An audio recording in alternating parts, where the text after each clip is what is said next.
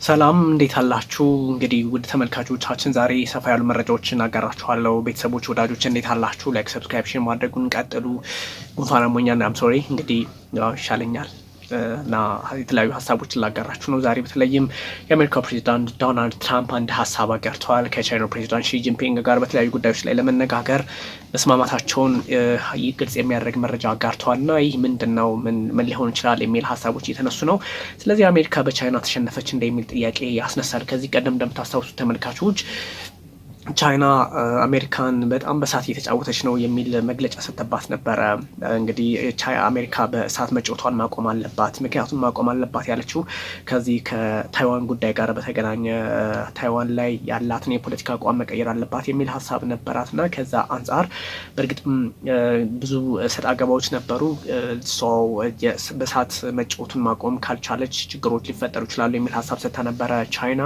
ከዚህ አንጻር እንግዲህ መካረሮቹ በተለይም በዚህ ደቡባዊ የቻይና ባህር በታይዋን ጉዳይ ላይ ጥያቄዎች ነበሩ እና የሁለቱ ሀገራት በጣም በቃ የራይቫል ስሜታቸው አስቸጋሪ የሆነ በሄደበት አጋጣሚ አሁን ባለ ሁኔታ ደግሞ መፍትሄ እናምጣ የሚል ሀሳብ ያለው ሁኔታዎችን እያመቻቹ አሊያም ችግሮችን ለመፍታት ያሉበትን አጋጣሚ የሚያሳይ ሀሳብ እየወጣ ይገኛል እና በእርግጥ ቻይና በእሳት መጫወት የለባቸውም ስትል አሜሪካን ትተኩስባታለች፣ አሜሪካ ላይ ጥቃት ትሰነዝራለች የሚል አይደለም። አሜሪካ በጣም እጅግ ዓለማችን ላይ 750 የጦር ሰፈር ያላት ሀገር ናት እና የጦር ቤዝ ያላት ሀገር ናት እና በጣም በቀላሉ የምትነካ አይደለችም እና በኤዥያ ፓሲፊክ አካባቢ የሁለቱ ሀያላን ሀገራት ፍጥጫቸው እየጨመረ መጥቷል እና ማነሽን ቡጢ አይነት ነገር ነው። የቻይና ቡጢ አሜሪካ ላይ ያርፍ ይሆን? የአሜሪካ ቡጢ ቻይና ላይ ያርፍ ይሆን? ወይንም ደግሞ ቻይና ጡንቿን ለአሜሪካ እያሳየች ያለችበት አጋጣሚ ተፈጥሯል እና በተለይም በቀይ መስመራችን አትለፊ፣ የተለያዩ ጦር ልምምዶችን አታድርጉ፣ ወታደሮቻችሁ ትንኮሳ እያደረጉ ነው የሚል በቅርቡ የተለያዩ መረጃዎች ሲወጡ ነበርና ትንኮሳ እየተደረገባቸው ነው ቻይናውያን ብለው ያስባሉ። አሜሪካም እንደዚሁ ትንኮሳ እየተደረገባት እንደሆነ ታስባለች እና ይሄ ጊቫፕ የማድረግም አይነት አጋጣሚ እንደተፈጠረ ስለሚያስቡ ነው ሁለቱ ኃይሎች አስቸጋሪውን አጋጣሚ እየፈጠሩ ያሉትና በተለይም የአሜሪካው ፕሬዚዳንት ዶናልድ ትራምፕ አሁን የሰጡት ሀሳብ ቻይና ምንም እንኳን በእሳት አትጫወቱ የሚል መግለጫ በተደጋጋሚ የሰጠች ቢሆንም የአሜሪካው ፕሬዚዳንት ዶናልድ ትራምፕ ከሺ ጂንፒንግ ጋር ለ90 ደቂቃ በስልክ አውርተዋል። ለአንድ ሰዓት ተኩል ማለት ነው። በስልክ ሲያወሩ በአብዛኛው ስለ ንግድ ቢሆንም ያው ስለ ንግድ ጉዳዮች እንደምታውቁት በንግድ ላይ ሁለቱ ሀገራት ትሬድ ዋር ውስጥ ስለሆኑ ያን የንግድ ጦርነት መፍትሄ ማምጣት እንዳለባቸው ይሰማቸዋል ፕሬዚዳንት ዶናልድ ትራምፕ። ስለዚህ ከሺ ጂንፒንግ ጋር ለ90 ደቂቃ ወይም ለአንድ ሰዓት ተኩል ስልክ አውርተዋል። ለአንድ ሰዓት ተኩል ስልክ ሲያወሩ ምንድን ነው የሆነው? በምን ጉዳዮች ላይ ያተኮሩ ሲባል ቀደም ሲል እንደነገርኳችሁ የተለያዩ ቀጠናዊ ጉዳዮችን አንስተዋል። የትሬድ ጉዳይ የንግድ ጉዳይ ነው። የንግድ ጉዳይ ከማንሳታቸውም በላይ ንግድ እንደምታውቁት 145% ወይም በመቶ ከአሜሪካ በሚገቡ ምርቶች ላይ ከቻይና በሚገቡ ምርቶች ላይ አሜሪካ ማዕቀብ መጣሏ ይታወሳል፣ ወይም ታሪፍ መጣሏ። ቻይናም ደግሞ ከአሜሪካ በሚገቡ ምርቶች ላይ የ125 በመቶ ታሪፍ ጥላ ነበረና ያን ነገር ሪዞልቭ አድርገው ዲክላይን ለማድረግ ተሞክረው ነበረና ዲክላይን ሲያደርጉ ምንድን ነው የሆነው? ሁለቱ ኃይሎች አንደኛቸው በተለይም 100% ለመቀነስ ነበር የተስማሙት። ያ ማለት ከ100% በላይ ወደ 125% አይ ቲንክ 110% አካባቢ ቅነሳ ያደረጉ ይመስለኛል። ስለዚህ በጠቅላላው ግን 30 በመቶ አሜሪካ ማዕቀብ ጣለች በሩሲያ ላይ ማለት ነው። ከ145 ቀንሳ 30 በመቶ 115 አካባቢ ቀንሰው ማለት ነው። ቻይና ደግሞ 125% ነበር የጣለችው፣ እሱን ቀንሳ 10% ላይ ያደረሰችው እና ችግራቸውን በዚህ መንገድ የመፍታት አካሄድ ነበራቸው። አሁን ይሄ ውጥረቱ እየቀጠለ ውጥረቱ ሌላ አይነት ጽንፍ ላይ እንግዲህ እየደረሰ ባለበት አጋጣሚ ይሄን ነገር መፍታት እንደሚያስፈልግ በማወቃቸው ለዚህ ችግር መፍትሄ ማምጣት እንዳለባቸው በመገንዘባቸው የተለያዩ ሀሳቦችን እንዲሁ ማጋራታቸውን ቀጠሉ። ፖለቲካውንም በራሳቸው ቅኝት ልክ ለመዘወር ሀሳቡ ነበራቸው እና ይሄን ሁሉ ግምት ውስጥ አስገብተው ትራምፕ ስልክ ደወሉ ወደ ሺ ጂንፒንግ ማለት ነው፣ ወደ ቻይናው ፕሬዚዳንት ስልክ ምንድን ነው ስልክ የደወሉት? ስልክ መቱ ሲባል ያው ስልክ ደውለው ስለ ንግድ ኦር ስለ ቀጠናዊ ውጥረቶች ጉዳዮች አወሩን ብቻ ሳይሆን ትራምፕና ሺ ጂንፒንግ ሊገናኙ እንደሆነ በተለይም የሁለቱ ሀገራት መሪዎች ትራምፕም ለሺ ጂንፒንግ ጥሪ አቅርበውላቸዋል አሜሪካ እንዲጎበኙ። እንዲሁ ደግሞ የአሜሪካው ፕሬዚዳንት ዶናልድ ትራምፕ ቻይና እንዲጎበኙ ደግሞ ግልጽ ጥሪ ቀርቦላቸዋል። ትራምፕ ይህን አረጋግጠዋል። መቼ ነው የሚለው በግልጽ የማይታወቅ ቢሆንም ስለዚህ ሁለቱ ሀገራት አብሮ መስራት እንዳለባቸው የገባቸው ይመስላል። ምክንያቱም ጦርነት ታይቷል። በተለይ አሁን አሜሪካና ሩሲያ ጦርነት ውስጥ ቢገቡ የሚከተለውን ውድመት ዓለም የምታውቀው ነው እና እነዚህ ሀገራት ለሰላም መስራት አለብን በሚል ወደ ሰላማዊ መንገድ የተንቀሳቀሱ ያሉበትን አጋጣሚ የፈጠረ ውይይት እንደሆነ የራሱ የአሜሪካው ፕሬዚዳንት ዶናልድ ትራምፕም ሀሳባቸውን ሰጥተዋል።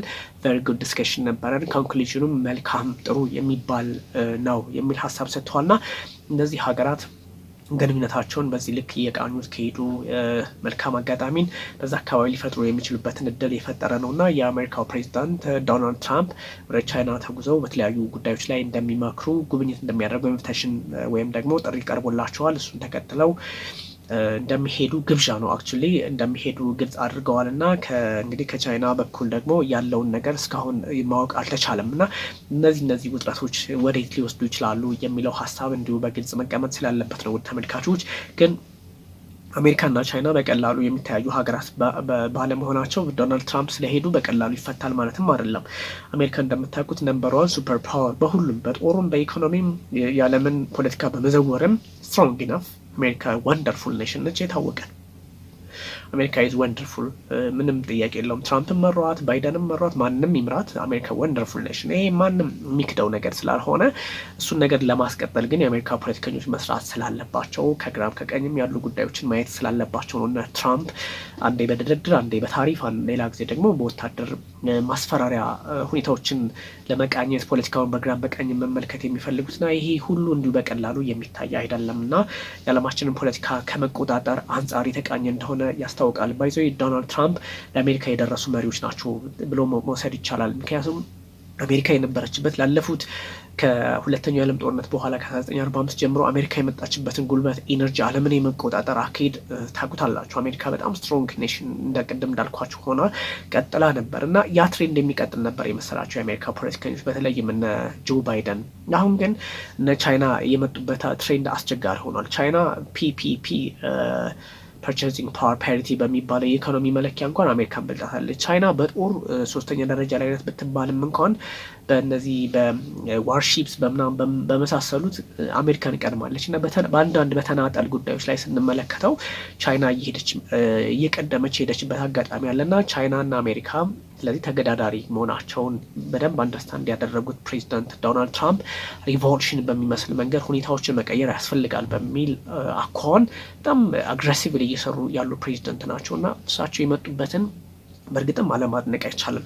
የእሳቸው አካሄድ በእርግጥ ትልቅ ነው እና ለአሜሪካ ፖለቲከኞች ብቻ ሳይሆን ለአሜሪካ ሕልውና ወደፊትም የበላይ ሆና እንድትቀጥል ለማድረግ እንደነ ዶናልድ ትራምፕ ያሉ መሪዎች ያስፈልጉ ነበር። እነ ትራምፕ እነ ማናቸው ከዚህ በፊት የነበሩት ዴሞክራቱ እነ ባይደን እኮ የአሜሪካ ከዚህ በፊት በነበረው ትሬንድ አቅሟን አጠናክራ እንደምትቀጥል ነበረ ሀሳባቸው። ግን እንደነ ትራምፕ ያሉ መሪዎች ባይመጡ ኖሮ አሜሪካ በአጭር ጊዜ ውስጥ ልትበላ የምትችልበትን አጋጣሚ ይፈጥራል። አሁን ትራምፕ ሪቮሉሽን አስነስቷል። ትራምፕ ጫና አለባቸው በእርግጥ በሀገር ውስጥም በውጭም። እነሳቸው ቦክስ ነው አሁን ከዛም ከዚህም ጋር ሁሉም ጋር ጸብ ውስጥ በሚባል ደረጃ የገቡበትን አጋጣሚ ስንመለከተው አስቸጋሪ ሊመስል ቢችልም ግን ኢን ደ ሎንግ ረን በጣም ወደፊት በጣም ለረዥም ጊዜ የአሜሪካን የበላይነት አስቀጥሎ ለመቀጠል እንደ ዶናልድ ትራምፕ ያሉ ሪፐብሊካን መሪዎች ያስፈልጋሉ። ኮንዘርቫቲቭ ወይም ሌሎች ሀገራት ላይ ጫና ይፈጥራሉ ቢባልም ለአሜሪካ ግን ሕልውና እንደዚህ አይነት ፕሬዚደንቶች ያስፈልጋሉ፣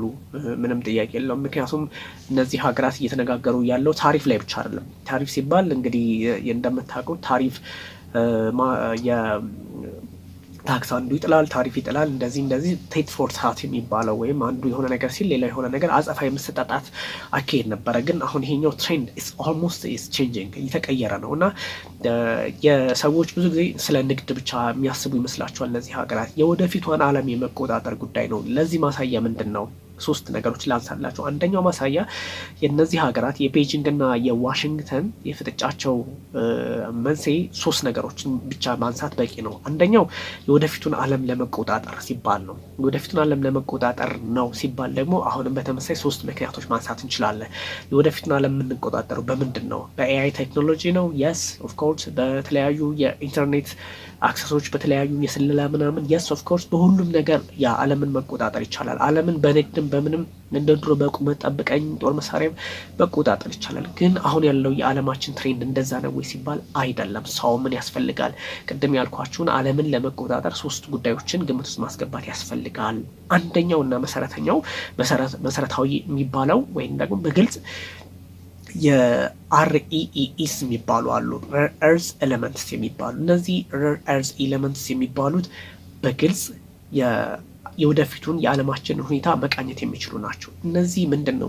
የኤአይ ቴክኖሎጂ ውጤቶች፣ አፖች፣ የመኪኖች የስልክ አፕ የሚባሉት መተግበሪያዎች፣ የኤአይ ቴክኖሎጂ የሚሰሩባቸው የተለያዩ ቁሶች፣ ማይክሮቺፕስ የመሳሰሉት ነገሮች እነዚህ ሁሉ የሚሰሩት ከነዚህ ከ17 ሜታሊክ 17 የሬር እርዝ ኤሌመንትስ አርኤስ ከሚባሉት ከነዚህ ከ17 ሜታል አይነት ነክ ወይም ብረት ነክ ከሆኑ ሚኔራሎች ናቸው። ስለዚህ እነዚህ 17ቱ ላይ ነው ሁለቱ ሀገራት መወያየት የፈለጉት። የሚወያዩት ምንድን ነው? ወደ አሜሪካ ሲላኩ ምንድን ነው ኮስት የሚደረገው ከአሜሪካ ወደ ቻይና። ስለዚህ እነዚህ ነገሮች ላይ መወያየታቸው ለእነዚህ ነገሮች መፍትሄ እንሰጣለን ብለው ሲያስቡ እነዚህ ሀገራት ምንድን ነው they are talking about the future world የመጪውን ዘመን እያወሩ እንደሆነ ይነግራቸዋል። ምክንያቱም የመጪው ዘመን የሚወሰነው በእነዚህ 17 ብረት ነክ የሆኑ አርኢኢስ በሚባሉ ብርቅዬ የሆኑ ወይም ደግሞ እንደ ልብ የማይገኙ ኤቭሪዌር የማናገኛቸው በእነዚህ ነው እና የወደፊቱ ዓለም ሊቃኝ የሚችለው ከዛ አንጻር በእነዚህ ጉዳዮች ላይ ችግራቸውን መፍታት ይፈልጋሉ። አንደኛው ይሄ ነው። ስለዚህ ስለ ወደፊቱ ሊያወሩ ነው ሲባል ስለ ወደፊቱ ሊያወሩ ነው ፕሬዚዳንት ሺ ጂንፒንግ እና ትራምፕ ሲባል አንደኛውና መሰረታዊ ጉዳዩ ይሄ ነው ያልኳችሁ። ስለ ወደፊቱ ሊያወሩ ነው ያልኳችሁ። ለወደፊቱን ተነብዩ የወደፊቱን ዓለም መቆጣጠር የሚችሉ ኤሌመንቶችን ግምት ውስጥ አስገብተው በመወያየታቸው ነው። አንደኛው ይሄ ነው። ሁለተኛው ደግሞ የዓለም ወደፊት ከመጠቅለልን ባሻገር በተለያዩ የዓለም ክፍሎች ውጥረቶች አሉ። በተለያዩ የዓለም ክፍሎች አፍሪካ ውስጥ ያለውን፣ እኛ ሀገር ኢትዮጵያ ውስጥ ያለውን፣ ሱዳን ውስጥ ያለውን፣ ኤርትራ ውስጥ ያለውን ቴንሽን ታውቁታላችሁ። ኤቭሪዌር ያለውን ውጥረት የምታውቁት ነው እና እሱን ደግሞ ግምት ውስጥ ያስገባ አንድ ላይ ባላንስ ያደረገ ስራ ከመስራት አንጻር መስራት እንዳለባቸው ይታሰባል። ያን ሲሰሩ ግን አሜሪካም ከፍላጎቱ አንጻር፣ ቻይናም ከፍላጎቱ አንጻር ቻይና ሮድ ኤንድ ቤልት ኢኒሺዬቲቭ የሚባል አለ። ጠቅላይ ጥቅልል የሚያደርግ ዓለማችንን ኢምፔሪያሊስት ናቸው ባይዞ የሚጠቀልል ሮድ ኤንድ ቤልት ኢኒሺዬቲቭ የሚባለው ይሄኛው ምንድነው? ዓለምን በአንድ ላይ ጠቅልሎ መያዝ የሚችል ነው። ይህን በአንድ ላይ ዓለምን ጠቅልሎ መያዝ የሚችል ምንድን መሰላችሁ? የሮድ ኤንድ ቤልት ኢኒሺዬቲቭ አንድ መቀነት አንድ ምናምን ሲባል የነበረው ማለት ነው። እሱ ኢትዮጵያ ውስጥ በባቡር ትራንስፖርት አለ፣ ወደብ ይገነባል ጅቡቲ ውስጥ እና ሁሉንም አፍሪካ ቀንድን ሙሉ በሙሉ አንድ ላይ ይዟል። በጠቅላላው ዓለምን ኤዥያን፣ አውሮፓን፣ አፍሪካን የተለያዩ ወደ ላቲንም ሄዳል። ሁሉንም የዓለም ክፍል በቁጥጥሩ ስር መዋል የሚችል ትልቅ ፕሮጀክት ነው እና በሱ በኩል መሄድ እንደምችል በሱ በኩል ሁሉንም ጠቅልሎ መያዝ እንደምችል ሄጅሞኒክ የሆነ ባህሪዋን ስለሚያሳይ አሜሪካ ደግሞ ግምት ውስጥ የምታስገባቸው ነገሮች አሉ። ዓለም ላይ ደግሞ እሷ 750 ጦር ቤዞች አሉ። እነሱን ግምት ውስጥ በማስገባት ቻይናን ታክል ማድረግ ትችላለች። ስለዚህ በሬር እርዝ ሚኔራልስ አሁን ደግሞ ሁለተኛ በገለጽኩላችሁ በመሰረተ ልማት ዓለምን የመያዝ አካሄድ አላቸው። ሶስተኛውና የመጨረሻው አሊያንስ የመፍጠር ነው። አሊያንስ ካልተፈጠረ የመጪውን ዘመን መተንበይ የማይቻልበት አጋጣሚ ይፈጠራል። አሊያንሱ ምንድን ነው ሊሆን የሚችለው? አሊያንስ ማለት ከዚህ በፊት ከ1947 እስከ 1991 የሶቪየት ህብረት መፍረስ ድረስ ዋሽንግተንና ሞስኮ ሁለት ኃይሎች ነበሩ አይደለ? በዋሽንግተን በኩል ያሉ ኃይሎች አሉ፣ በሞስኮ በኩል ያሉ ኃይሎች አሉ። አጋጣሚ አዲስ አበባ ወይም ኢትዮጵያ በሞስኮም በዋሽንግተንም ስር ሆና ታውቃለች። እንደዛ አይነት ጥምረት ይፈጠራል እና ቻይና እንደዛ አይነት ጥምረት ልትፈጥር ትችላለች የሚል ሀሳብ ስጋትም ስላለ የአሜሪካ ፖለቲከኞች እዛ ላይ የመስራት አጋጣሚና እድሉን ፈጥረዋል ማለት ነው። እና ምን ለማለት ነው? እነዚህ ሀገራት የሚወያዩት ትራምፕ ወደ ቻይና ሲመጡ የሚነጋገሩባቸው ከዚህ በፊትም አሁን ፕሮሰሱ ተጀምሯል። በእርግጥ የተለያዩ ሰዎች የተለያዩ ተወካዮች ሀሳባቸውን እያጋሩ ነው፣ የተለያዩ ስራዎችን እየሰሩ ነው እና ሞር ቻይና በዚህ ልክ ጠንክራ ከወጣች አሜሪካ ቆማ ከተመለከተች ሁኔታዎቹ ሊቀያየራሉ የሚል ስጋት ስላለባቸው ነው እና ፕሬዚዳንት ዶናልድ ትራምፕ ሀሳባቸውን እያጋሩ የሚገኘው እና ምናልባት የሁለቱ ሀገራት መሪዎች መገናኘት ለዓለማችን ሰላም ያመጣል ተብሎ ስለሚታሰብ ነው። ውድ ተመልካቾቻችን በእርግጥም ለዓለማችን ሰላም ያስፈልጋል። ስለተከታተላችሁን እጅጉን አመሰግናችኋለሁ። እንዳትረሱ ላይክ፣ ሰብስክራይብ፣ ሼር አድርጉ። ቢኒያም ካሴ ነበርኩኝ። ታንኪዩ